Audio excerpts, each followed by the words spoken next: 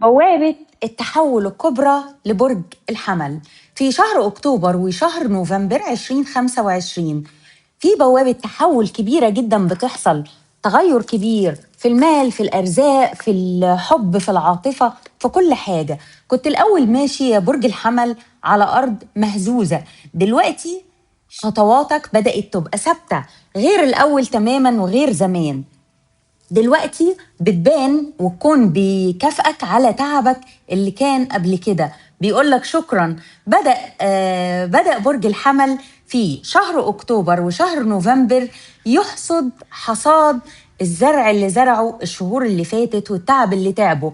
كل اللي تعبته يا برج الحمل في شغلك كأن الكون كله بيكافئك، وصفحة كبيرة بتتفتح جديدة لبرج الحمل من أول وجديد. خطوات ثابتة بخطوات ثابتة بس صغيرة، الكون كله بيكافئك وبيقولك أهلا وسهلا بيك. أهلا بيك يا برج الحمل معانا في قراءة شهر أكتوبر وشهر نوفمبر 2025. لو حسيت بكلامي لمس قلبك أو لمس حاجة في قلبك، ياريت تسيب لي كومنت وتقول لي إذا كانت القراءة منطبقة عليك يا حبيبي يلي بتسمعني. برج الحمل، يا برج الحمل، في الفترة اللي جاية انت في علاقات زي كانت باهتة في حياتك بتبدأ انها تتضح، بيحصل مواقف قدامك وقدام عينك بتوضح لك حقيقة الناس وحقيقة نواياهم. بتبدأ انك انت تتأكد من حاجات كتير كنت شاكك فيها، وحاجات كتير تانية بتبان من غير اي مجهود منك. النار جواك ما تسيبهاش، حولها لنور يا برج الحمل. في شهر اكتوبر وفي شهر نوفمبر ان شاء الله جسمك بيكون محتاج ميه كتير، بتكون برضو محتاج انك انت تمشي كتير، تفرغ طاقة، تخرج كتير، تسهر كتير، تقابل صحاب كتير. بتحتاج انك انت تشوف الدنيا شوية وترجع الحمل اللي احنا عارفينه بعد ما كنت منغلق على نفسك في فترة كبيرة من الانغلاق ومكتئب وقافل على نفسك. يعني يا ريت نطلع بقى من الطاقة دي. خلاص انتوا عارفين ان اكتر واحدة واكتر حد بحس بيكوا وبعرفكوا، انتوا عارفين كده كويس قوي، وعلى طول تسألوا على قراءات برج الحمل. يا برج الحمل، انت قوي، انت قوي واقوى من اي حاجة، وجواك طاقة نارية قوية جدا. يا ريت تحاول انك انت تحول الطاقة دي لنور. انت هتخرج من شهر نوفمبر على اخر الشهر الجاي بتقول لنفسك انا كنت مرحلة في حياة ناس كتير، انما كنت مصير في حياة نفسي. كنت مصير في حياة نفسك يا برج الحمل. ليه؟ علشان خاطر انت كنت حاسس ان الدنيا واخداك كده ومسير لفترة كبيرة، وكنت مستسلم وكنت تايه.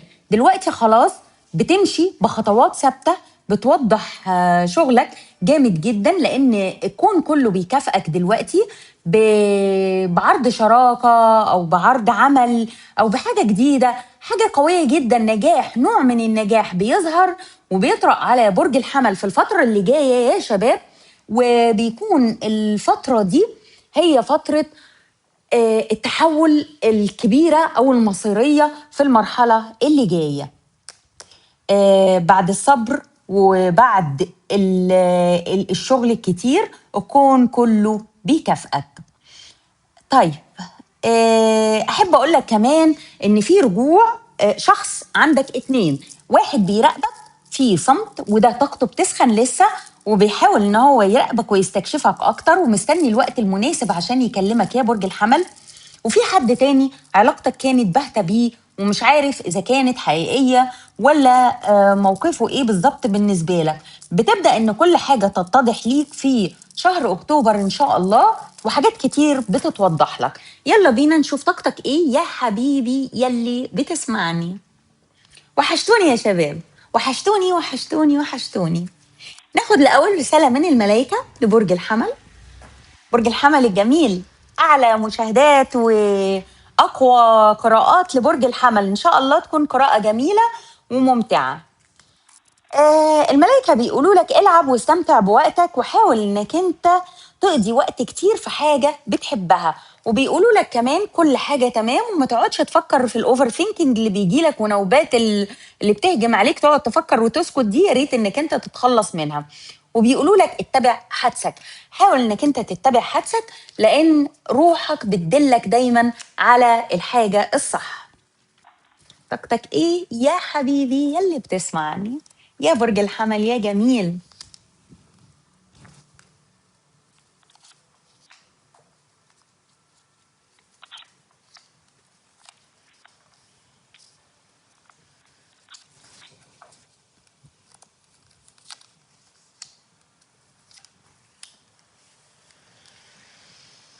برج الحمل، انت دلوقتي في طاقة انتظار وحيرة، محتار ما بين حاجتين وبتفاضل ما بينهم، ومحتاج النصيحة او الدعم، لكن مش بتتكلم. حاسس انك انت في مرحلة انك انت عايز تهتم بنفسك او عايز تظهر، عايز الناس تشوفك. انت فعلا هتتشاف جامد جدا الشهر ده، او بدأت اوريدي. هتلاقي في ناس هتكتب لي في الكومنتات وتقول لي فعلا احنا بدأنا، فتحنا بيزنس جديد، عملنا حاجة جديدة، اتكرمنا، حصل لنا حاجة جديدة، نجحنا في حاجة جديدة يا سام.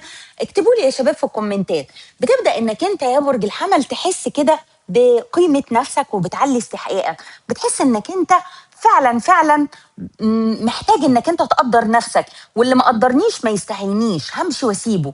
بس في حاجه للاسف معكنين عليك جامد جدا، ومخلياك مسببه لك تقل في طاقتك، وزي ما تكون بتحلم بكوابيس، بس بتقول انا خلاص عرفت انا عايز اعمل ايه، وهعمل اللي هعمله. مفيش حاجه هتوقفني، ولا في اي حاجه هتخليني تقف في طريق احلامي. انا خلاص عارف انا هعمل ايه. وفعلا الطاقه بتقول لك استعينوا على قضاء حوائجكم بالكتمان. حاول انك انت يا برج الحمل ما تتكلمش وما تتكلمش وما تشاركش خططك لاي حد غير لما تكون جاهزه كلها. يعني ما تجيش مثلا مع واحد صاحبك قاعدين تتكلموا، تروح قايل له انا بفكر دي، ما تحاولش تقولها اصلا. انا بفكر اعمل، انا بفكر اسوي. ما تحاولش اصلا تمنشن انت بتفكر في ايه اصلا يا برج الحمل. يلا بينا ناخد نصيحة من الملائكة تاني. بيقولوا لك الملائكة إن مفيش حاجة اسمها حاجة تراجيدي ولا كوميدي في الحياة. خدها كده زي ما هي على بعضها، ما تقعدش تحلل وتدقق في كل موقف يحصل لك وتقول ده حلو ده وحش، الكلام ده كله. وبيقولوا لك كمان لو انت مش واثق في نفسك، عمر ما حد ما هيثق في قدراتك. لازم تبين ثقتك في نفسك، ولازم تبين قدراتك وشغلك، وتبينه كويس قوي، وانت كلك ايه، كلك ثقة كده. و أم أم يعني وكلك ثقة، to believe in yourself. ها، بيقول لك كمان الملائكة ان في حد سيكريت ادمايرر، في حد معجب في السر وبيراقبك في السر يا برج الحمل. زي ما قلنا من شوية، في حد مستني وبيراقبك في السر، بس مستني كده ايه، يلم معلومات عنك وحاجات اكتر عنك. يلا بينا نشوف حبيبك اللي انت فاتح عليه القراءة ده بيقول ايه، او ناويلك على ايه، او نشوف احواله. يلا بينا نشوف الملائكة هيقولوا لنا ايه. بيعمل ايه بقى حبيبك ده؟ اوكي، تمام.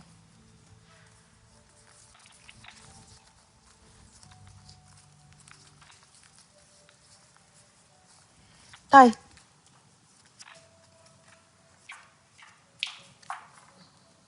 مش قادر.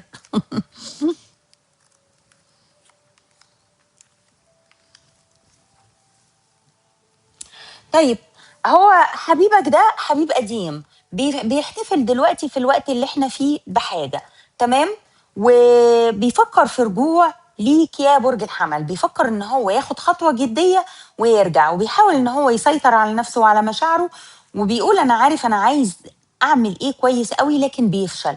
مش قادر ان هو يسيطر على نفسه، ومش قادر ان هو يحمي قلبه ولا مشاعره منك. بيهجم عليه كده مشاعر وذكريات من الاوقات الجميله اللي انتوا قضيتوها سوا، مش قادر يتخطاها. عايز يشتغل على العلاقه، وفعلا هيعمل حاجه وهيعمل خطوه، بيفكر في بدايه جديده علشان يديلك حقك. بيقول ان ده حقك اللي انت كنت تستاهله، وان انت اتظلمت كتير. بيقول ان هو ظلمك في حاجه يا برج الحمل، وان هو عايز يرد لك حقك. بيقول ان ده حقك عنده. هل ده حقيقي يا شباب؟ اكتبوا لي في الكومنتات، اكتبوا لي وقولوا لي ايه اللي حصل ما بينكم، اكتبوا لي القصه ايه احنا عيلة واحدة وبنتكلم وبنرد على بعضينا، صح ولا لأ؟ يلا نكمل.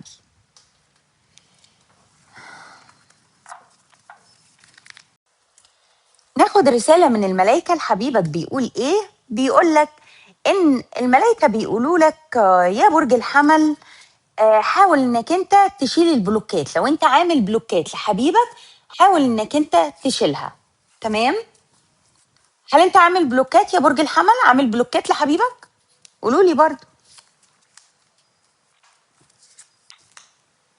وبيقولوا لك كمان اتخلى عن الحاجات اللي هي بيقول لك اتخلى عن الحاجات السيئة اللي في طاقتك او الافكار السيئة اللي في طاقتك، وحاول انك انت تستقبل النعم اللي جايه لك من عند ربنا. في نعم كتيرة جدا جايه لك الفترة اللي جاية، حاول انك انت تشوفها بعين التفاؤل وبعين الحكمة علشان خاطر تقدر انك انت تستقبل الطاقة كويس. استقبل معايا يا برج الحمل واكتب لي في الكومنتات استقبلت.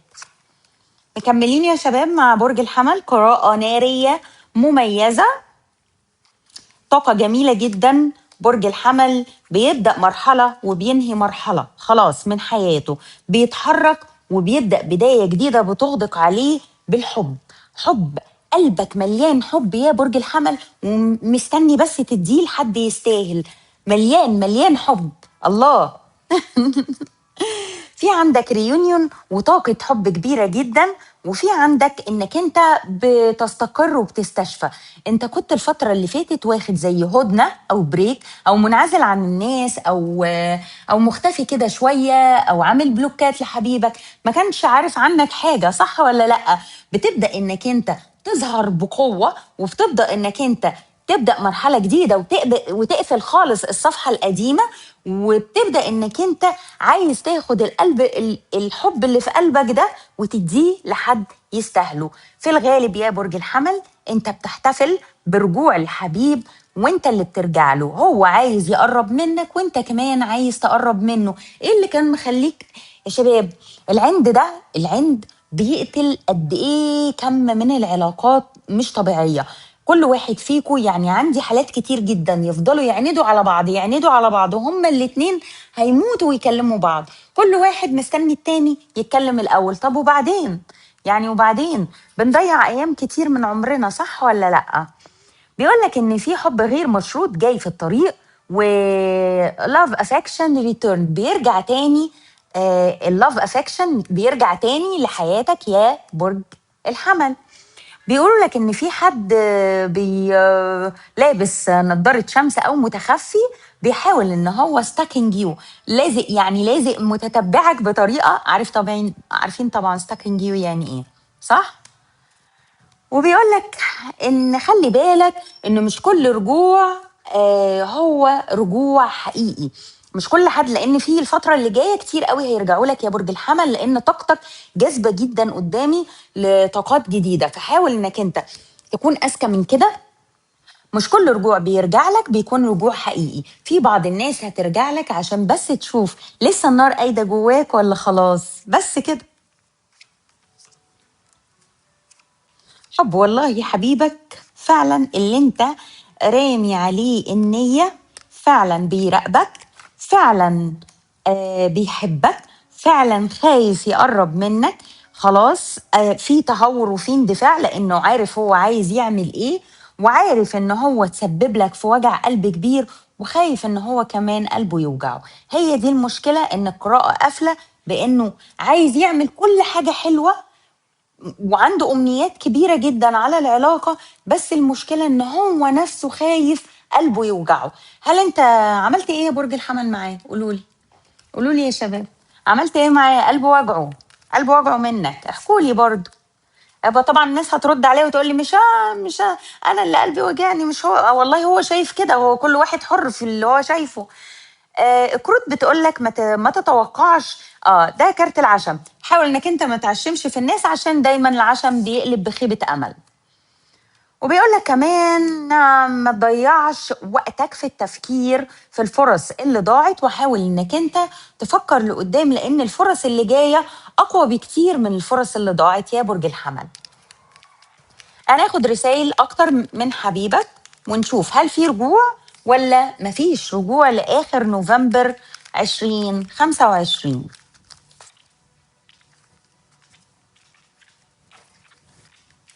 خليكم معانا، خليكم معانا يا شباب. انا بموت اموت اموت في قرايه برج الحمل، بموت بموت فيكو، بموت فيكو والله. يلا بينا. يلا بينا. بيقول لك ايه حبيبك؟ بيقول لك ان هو نفسه تبقوا اكتر من صحاب، وبيقول لك ساعات كتير بيسهر يفكر فيك يا برج الحمل، وبيقول لك انه بيدور عليك في كل مكان، وبيقول لك ان هو مش لاقي نفسه من ساعة ما افترقتوا عن بعض أو من ساعة ما بعدتوا، وبيقول لك إنه بيحبك حب غير مشروط يا برج الحمل. I love you unconditionally. يلا بينا نسأل 3 أسئلة لبرج الحمل ونشوف هل في رجوع في شهر لغاية آخر شهر نوفمبر 2025 ولا لا، ونرجع تاني نشوف في شهر في قراءة شهر نوفمبر وديسمبر نفس السؤال تاني. يلا بينا. هل في رجوع لآخر نوفمبر 2025 لبرج الحمل هو وحبيبه ولا لأ؟ أيوة في رجوع وفي كلام بيتقال من القلب. طيب هل لو انت سنجل بتقابل حد جديد في لآخر نوفمبر ولا لأ يا برج الحمل؟ بتقابل كذا حد وبتحتار ما بينهم، بس انت خايف على قلبك وخايف تتجرح يا برج الحمل، صح ولا لأ؟ طيب يلا اسأل أي سؤال في عقلك وبالك ونشوف إجابته ولا لأ.